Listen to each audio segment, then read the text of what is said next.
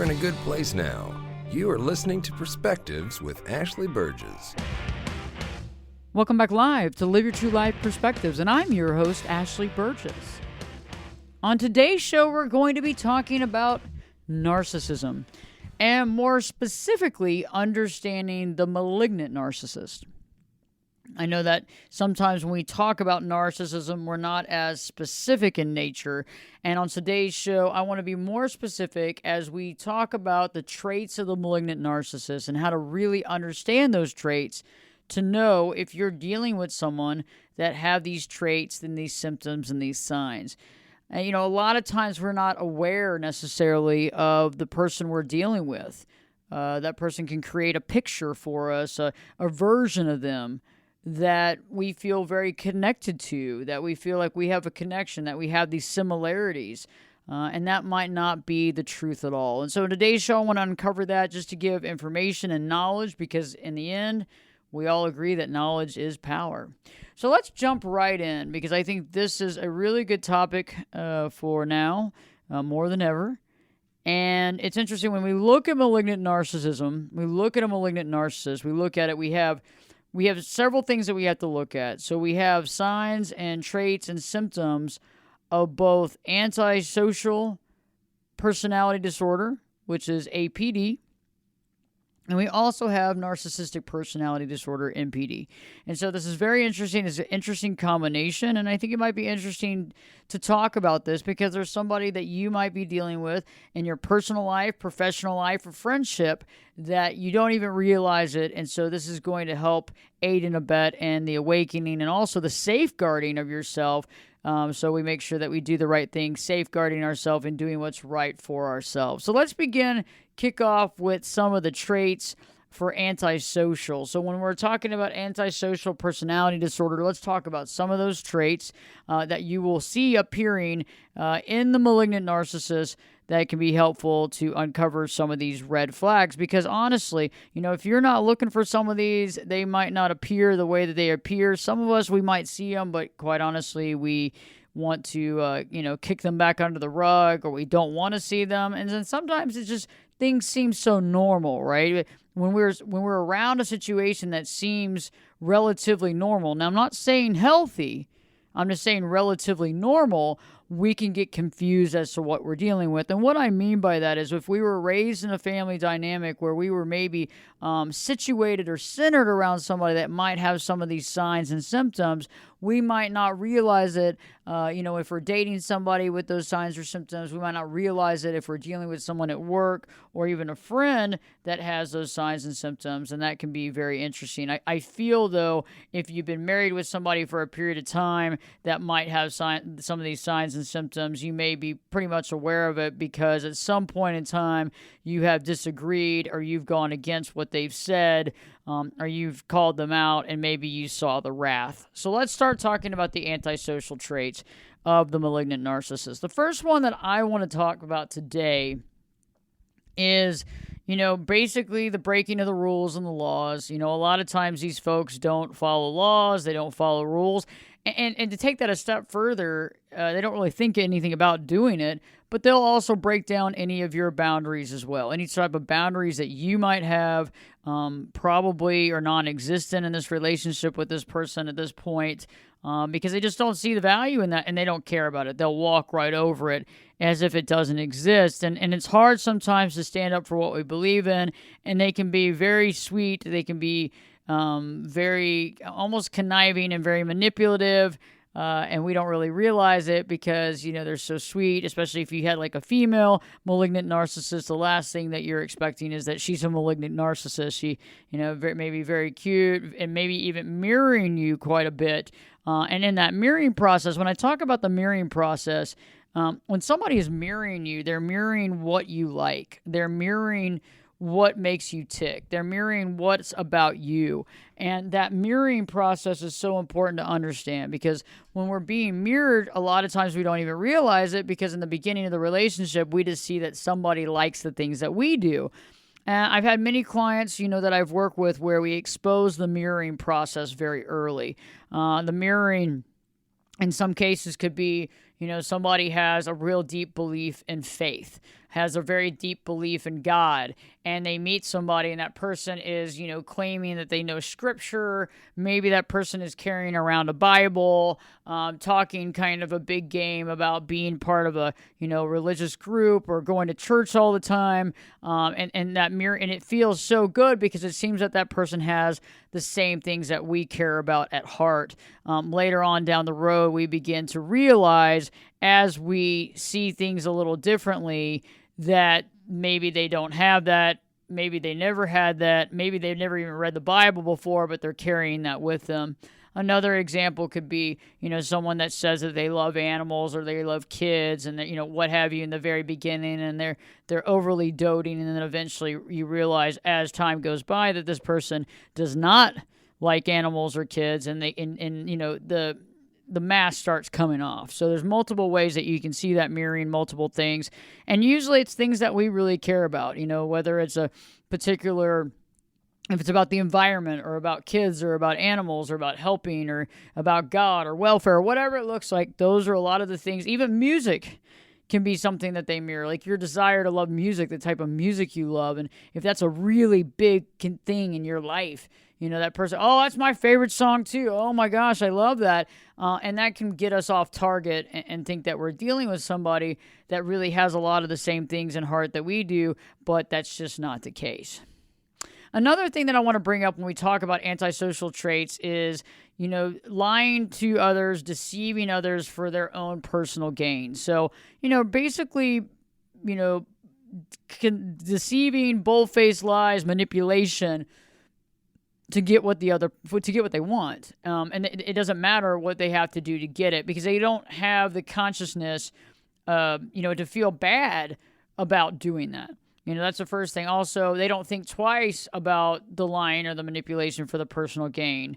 And that's something we need to be very careful with, because when we're dealing with someone like that and they don't have the conscience to think about that, that can be very painful and very scary, because that means that they're probably not going to stop to get what they want, and they might go to great lengths to get what they want.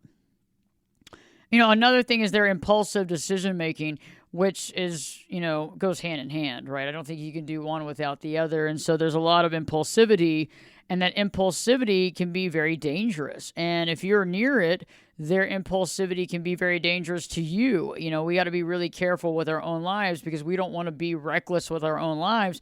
But when you bring somebody like this into your life, whether you know it or not, you're bringing that with them. So their impulsivity, their recklessness, their harmful behavior is right next to you. Like people talk about, be careful who you stand next to, be careful who you're friends with. Birds of a feather flock together. And so this is very important to realize, that some of these traits can be very harmful to the people that they're around, because they don't think about that. There's also a tendency of being very irritable or aggressive when they don't get what they want. So you can see various different sides, but usually you're not going to see that side until you've done something to really upset them or go against them. Or if we talk about like narcissistic injury, and I want to do a full show on narcissistic injury because I find it fascinating. But when you injure the narcissist, that can be something that they will hold against you. That can be something that they go after you for.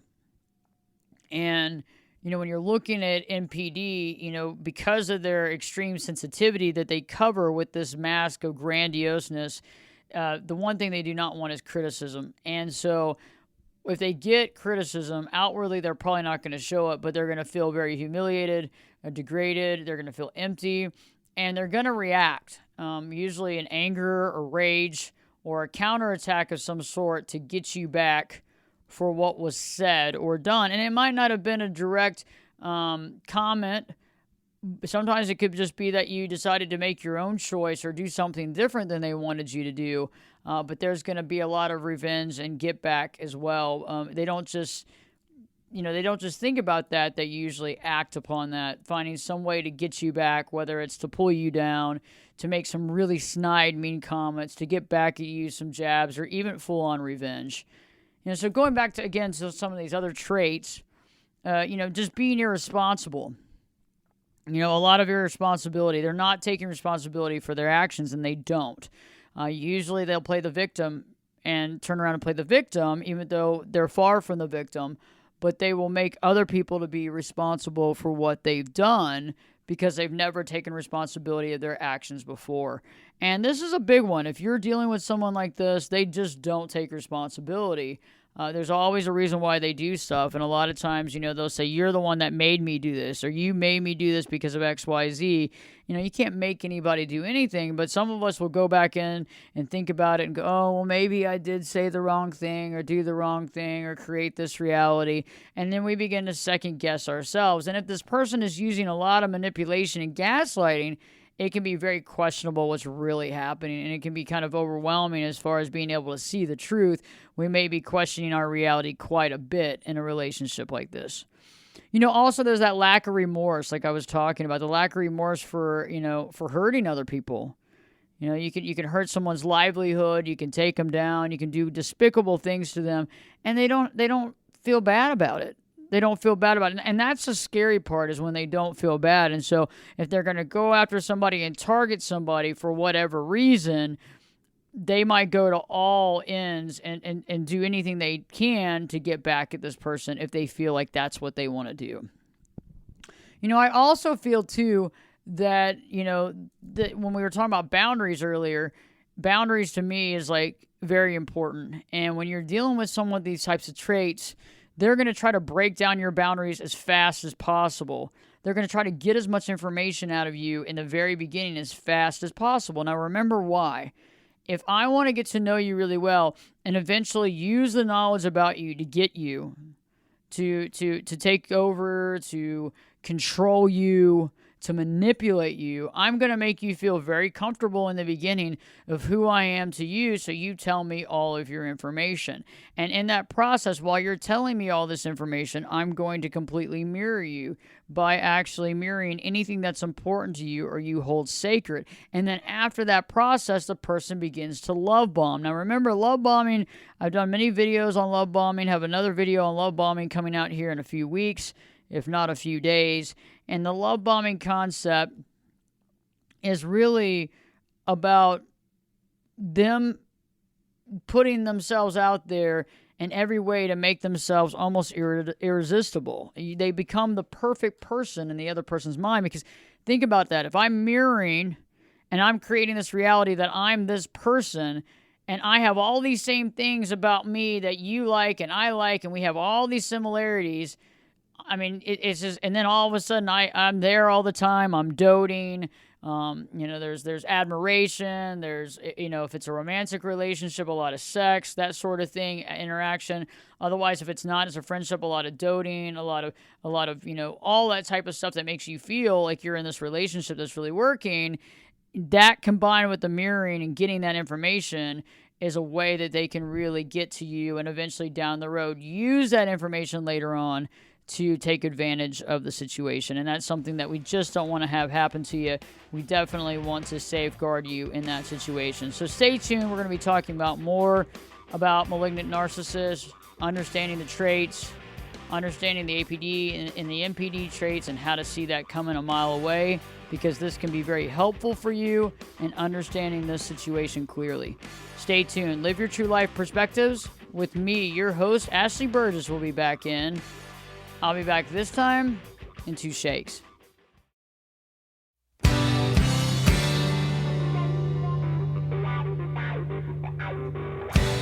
Turn it up and jump in the deep end on Perspectives. Now, here's Ashley. Welcome back live to Live Your True Life Perspectives, and I'm your host, Ashley Burgess. On today's show, we're talking about malignant narcissists and how to understand if you're dealing with someone who has these symptoms and signs. And right before the break, I was talking about mirroring and love bombing and how that's really the beginning of a malignant narcissist getting into your life and being able to do that, because they have to start with being close to you or having some connection with you or having something in common, and then you finding that very interesting and feeling good about that and opening yourself up to that person and telling them things that you probably wouldn't tell them if you didn't feel that close, even if this is not in a romantic relationship. But this happens more so in romantic relationships than not. But even if it's in a work relationship or a friendship, you're opening yourself and telling them things about yourself that you might not necessarily talk about. And then those things are getting, put away in the brain of the malignant narcissist later to be used to either manipulate you or gaslight you or make you to feel bad or break your boundaries, those types of things that are important. During the first segment of the podcast today, we've been talking about those antisocial traits. And right now I want to kind of switch gears real quick and talk more about NPD traits, those narcissistic traits. The first one that, when you talk about like an overt, you have overt and you have covert narcissism. And, the overt narcissist has that grandiose and that arrogant, that acting superior than other people. And that's one of the big trademarks. Now, if you were dealing with somebody that was more of a covert, that could be very interesting. So the covert could be very interesting because they can almost be like the wounded bird, the big time victim, and that's interesting too. So when you put that with the antisocial traits, that can be an interesting combination because you're not expecting someone that's constantly things are bad, things are happening, and then they kind of there's the victim reality. And you don't expect that to be the narcissist, but it's interesting how when that does happen, how there's a tendency of them, sucking all the air out of the room. Every single thing that they do, every single thing that happens to them is this long talk and discussion. They are literally holding court all the time, even if it's something that's a sad state of affairs. Now, the other situation is that overt narcissist, where it's this grandiose, this arrogant, the superiority. And a lot of times that can be really figured out pretty quick, right? That's pretty on the nose. But, it can really go either way. It can really go either way, and especially if it's the covert side of it, that's where a lot of people get super confused because you're not expecting it. You're not expecting that person to be a narcissist because, everything's not perfect and they're not making all this money or they're not doing this or this or whatever. And maybe they're even talking about being overweight or being this or being that. But again, think about how they start conversations. Think about how sometimes there's a tendency for them to basically run the conversation, and maybe it's hard to get a word in edgewise sometimes with these folks, and that can be super challenging as well. Another sign of being a narcissist is having those fantasies of power, success, and fame. They feel like they are better than most of us, and so there's that tendency of them seeing themselves as being better than us and attaining things that we cannot attain. And that's definitely another sign of the overt narcissist. Needing excessive praise and validation goes both ways, for the overt or the covert narcissist. And I want to kind of leave right there until we return back, because that excessive praise and validation is one of those things that, what do? The flying monkeys do, right? So flying monkeys are a big part of this because they are very big on doing this because they give that praise and validation. And that's why the narcissist keeps them around, right? Not only because they do their dirty work, but they also are constantly praising and kissing their butt. I mean, that's part of it. And so it makes them feel good, and they always keep those people around, and they don't turn on them unless that person finds fault in the narcissist. I got a lot to talk about. We got a lot to go over, so stay tuned. Don't change the channel or don't turn off the podcast. We have a lot more to talk about here. We want to really check out all this so that we don't overlook any red flags. Live Your True Life Perspectives with your host, me, Ashley Burgess, will be back in. I'll be back this time in 2 shakes.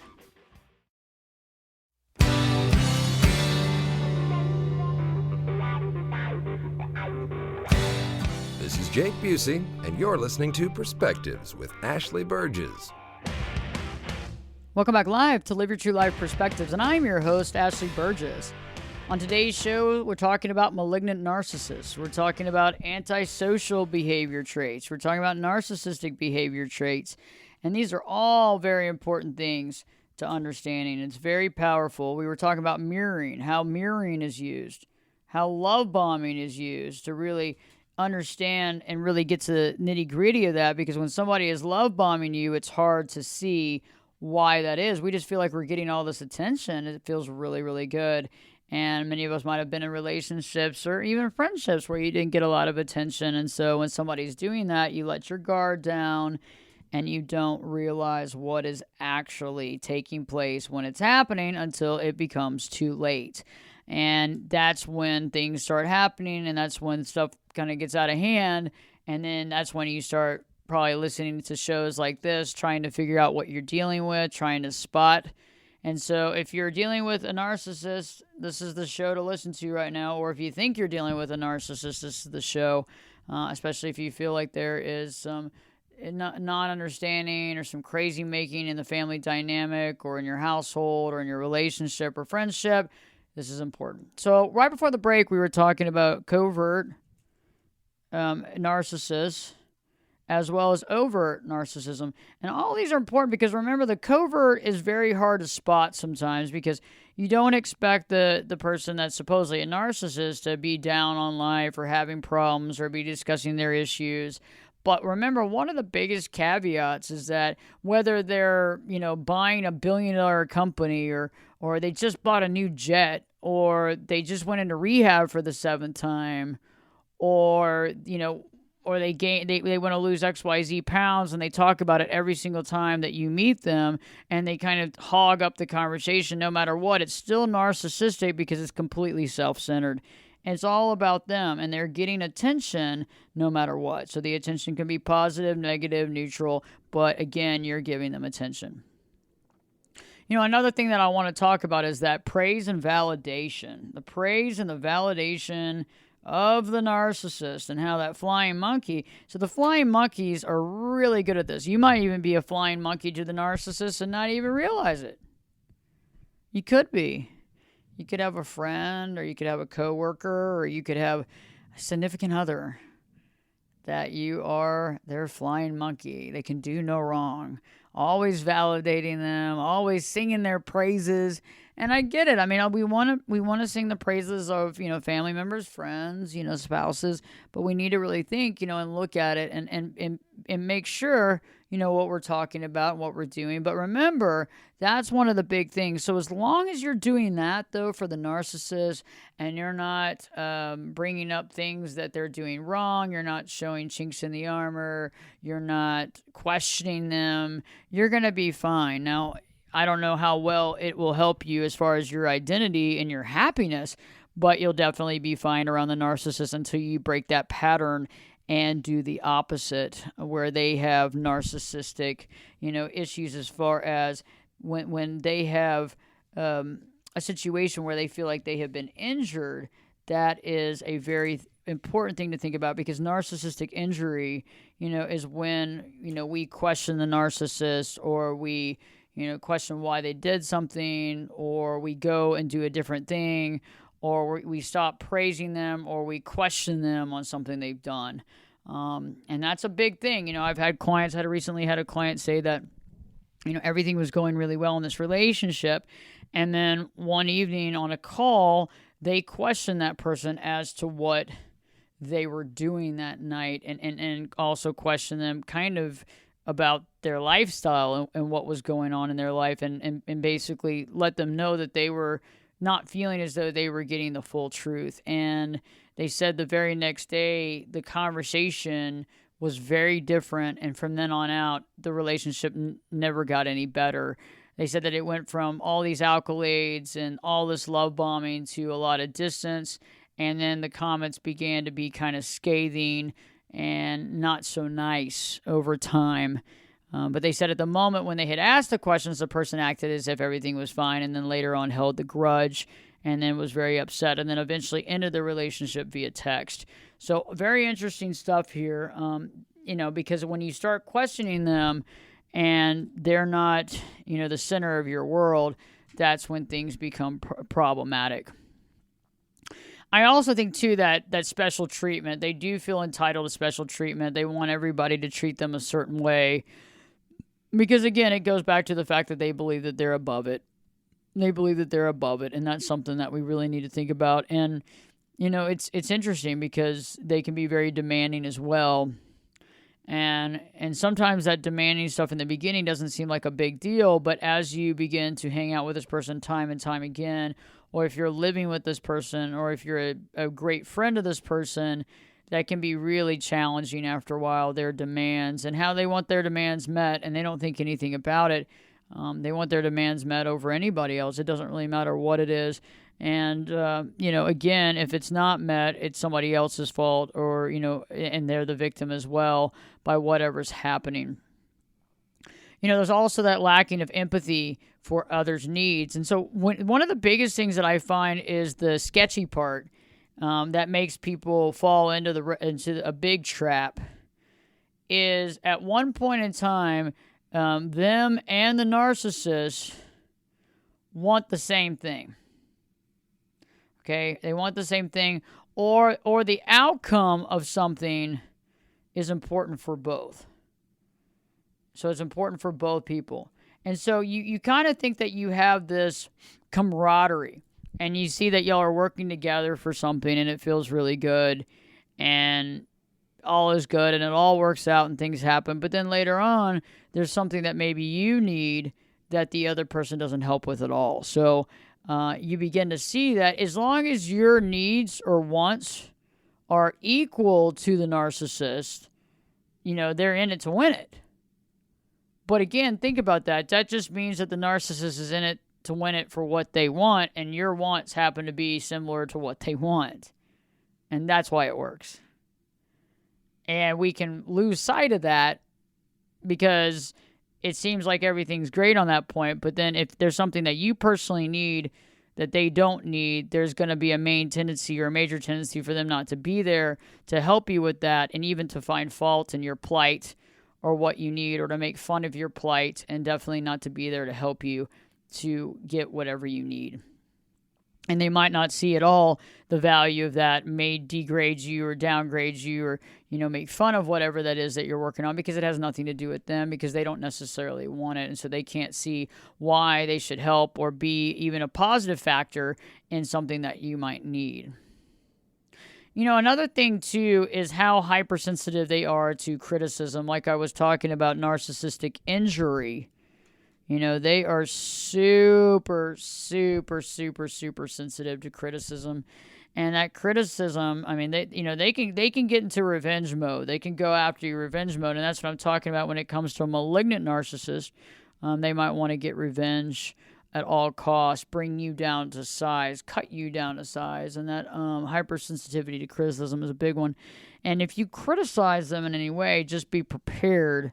They might create this false mask to hide how they really feel, but they're seething in anger underneath. And eventually, they will go after you, name call, verbally attack, other things, as well as circling the wagons as far as telling other people about you, making up lies, spreading gossips and rumors in order to hurt you and to jeopardize who you are in the eyes of other people, and then to basically eventually separate you from others, making you feel alone. And that's really scary because it can be done very easily, because remember, again, you have the narcissist, and then you have the flying monkeys, and you have the people, that kind of hang out with them, and they can do a lot of dirty work, and there's multiple people that are doing it. The other side of the coin, too, that's challenging is that, it's hard for people to really understand and spot malignant narcissists, and even, because there's different spectrums of this, right? We can all have a few symptoms and signs of narcissism, and I'm not talking about that. That is not, everybody has some signs and symptoms of something.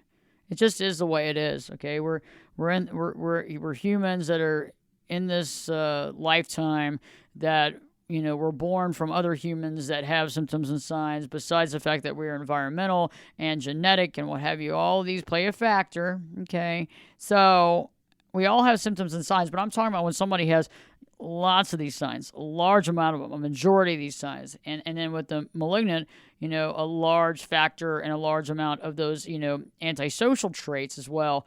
And these are things that we got to figure out, but it can be hard for people to see that this person has these traits, or because the outside world, these people can be the nicest, people and most outgoing people because they are creating this false reality. They can be very good at acting. So you can have, men and women that can both, people go, oh my God, this is the coolest person. Oh, they got all this stuff going on. Oh, wow, they're this and that. And that's great, but that can make it harder. That can make it harder because you don't have help. Because if they start talking bad about you or they start trying to make your life very challenging, you might feel very alone because they've acquired other people around you. They've made friends with a lot of your friends.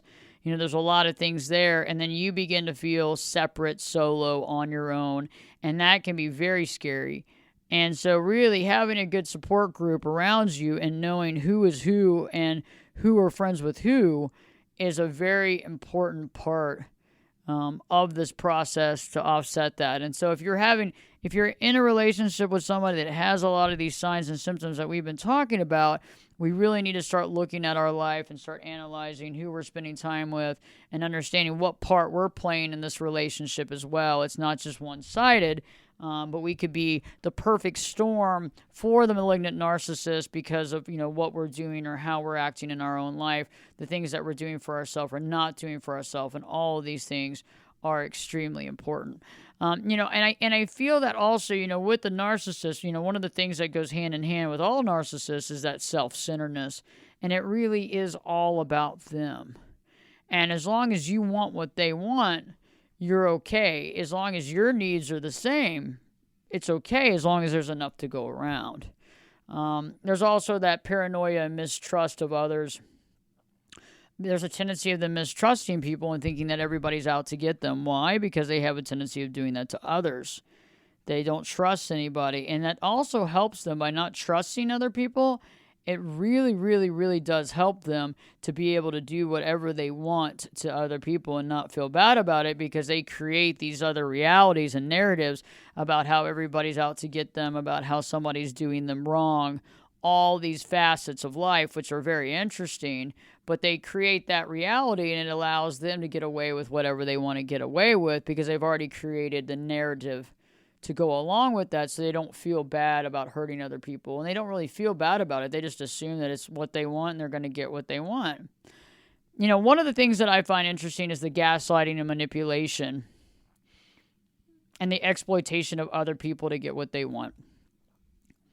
And, manipulation and gaslighting, I've created lots of content on that.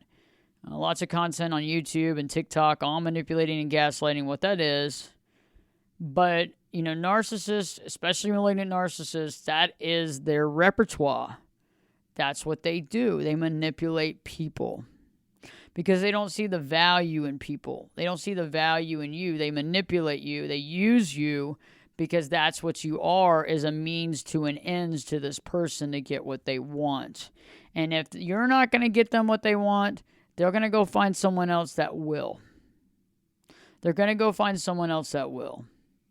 And if you kind of, with a malignant narcissist or just an extreme narcissist, overt narcissist, you have to be careful because if you uncover them and you point it out, or you unearth them and you point it out, there's that narcissistic injury, and they will get some sort of revenge. And that's something you need to be aware of. So if you're in a marriage to somebody that you think might have some of these traits, and a lot of these traits, remember that, if you point out something that they've done to make them look in a different light, or that makes them, question themselves, or makes other people question them, or you criticize them, that could be, that can make you a target in many ways, whether it's in a divorce, they come after you even more financially, maybe they spread rumors around town about you. If you live in a small town, they come after you because that's what they do, is they will attack you, whether it's verbally, whether it's on the phone, whether they come personally and attack you, they'll do that. And, if you kind of disrupt them, or, put it out there and try to tell other people that this person is XYZ, just be careful. You definitely need your support system because they have created this facade for other people to think who they are. And so this is very important to be aware of that. And they can be very cruel and they can get revenge, especially when they're wanting more power. So all very important stuff. So when I return, I'm going to give a few more nuggets of wisdom when we talk about these types of folks, just understanding where we are and to be able to see those red flags and be able to understand what we're dealing with. Stay tuned. Live your true life perspectives. With me, your host, Ashley Burgess, will be back in. I'll be back this time in 2 shakes.